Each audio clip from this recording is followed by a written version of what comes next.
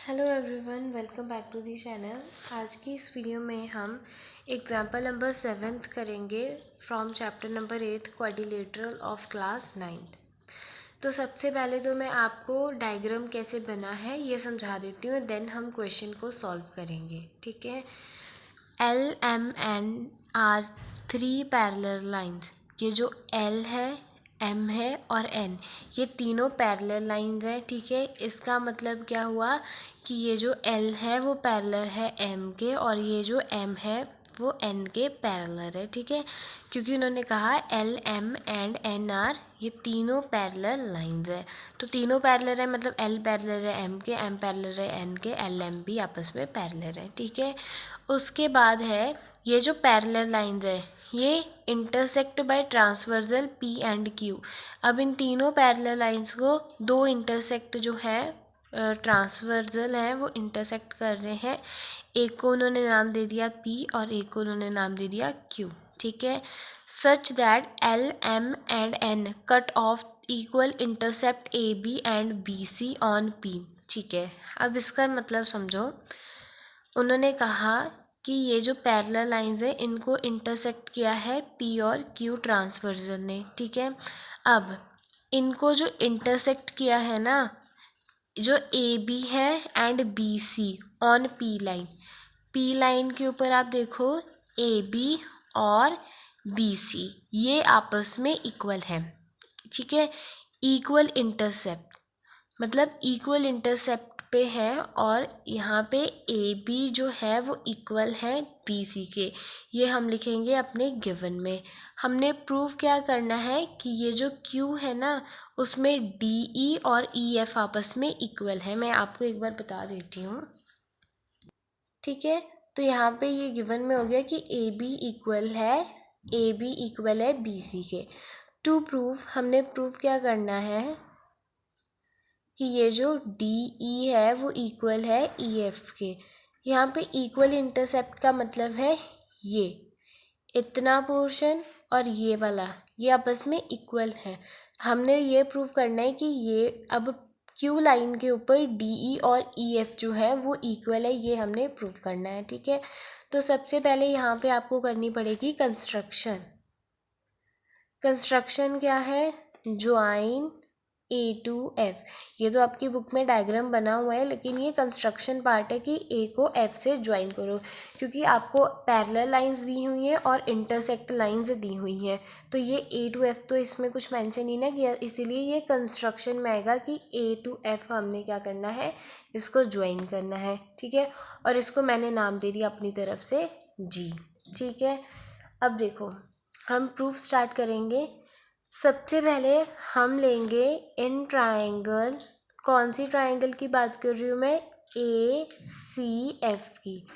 ए C F triangle में देखो ये तीनों पैरेलल लाइंस है ना आपस में, ये हमको हिंट दे रखी है। सो देयरफॉर ये जो सी एफ पॉइंट है वो पैरेलल होगा डी ई के। ठीक है। ये जो हमारा सी एफ है वो पैरेलल होगा बी ई के। क्यों होगा, क्योंकि ये तीनों लाइंस जो हैं वो आपस में पैरेलल है, तो इसलिए सी एफ पैरेलल है बी ई के। अब देखो अगर सी एफ बी ई के पैरेलल है तो सी एफ जो है वो डी बी जी के भी तो पैरेलल हो जाएगा।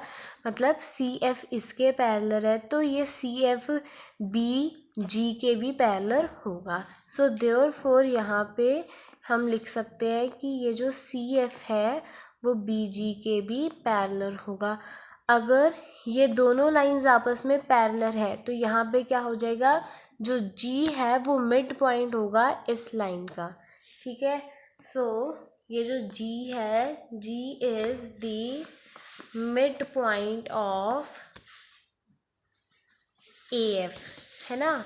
तो यहाँ से हमको ये कंक्लूजन मिली कि जो जी है वो मिड पॉइंट है ए एफ का। इसमें आप रीज़न क्या लिखोगे, bye converse of mid point theorem. Sorry, converse of mid point theorem.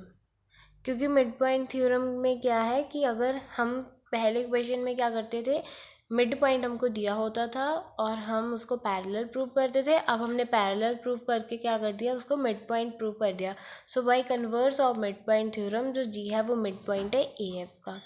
अब आपको एक बात अब देखो यहाँ पे, अब मैं ट्राइंगल लूँगी A D F triangle.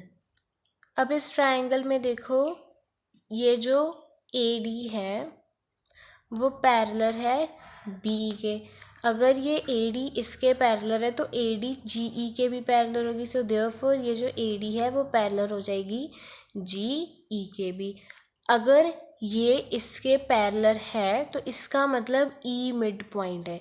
So therefore E is the mid point of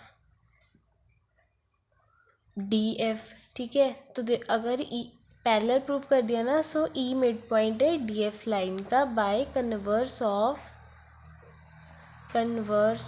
mid point theorem. ठीक है, सो अगर ई मिड पॉइंट है, देखो कोई भी एक लाइन है जब उसका मिड पॉइंट आ जाता है तो वो आपस में इक्वल पार्ट्स डिवाइड करती है। मतलब जैसे डी एफ का ई मिड पॉइंट है तो इसका मतलब ये वाली साइड और ये वाली साइड आपस में इक्वल है। सो देयरफॉर अगर ई मिड पॉइंट है तो डी ई जो है वो इक्वल हो जाएगी ई एफ के। यही हमने करना था, प्रूफ कि डी ई और ई एफ आपस में इक्वल है। तो ये हमने कैसे कर दिया कि ई जो है वो मिड पॉइंट है इस डी एफ का। सो अगर मिड पॉइंट है तो डी ई जो है वो ई एफ के इक्वल हो जाएगा, क्योंकि मिड पॉइंट जो है वो टू इक्वल पार्ट्स में उनको डिवाइड कर रहा है। ठीक है, सो देयरफॉर ये दोनों हो जाएंगे इक्वल। सो विद दिस हमारा चैप्टर नंबर 8 जो है वो टोटली फिनिश होता है। Thanks for watching.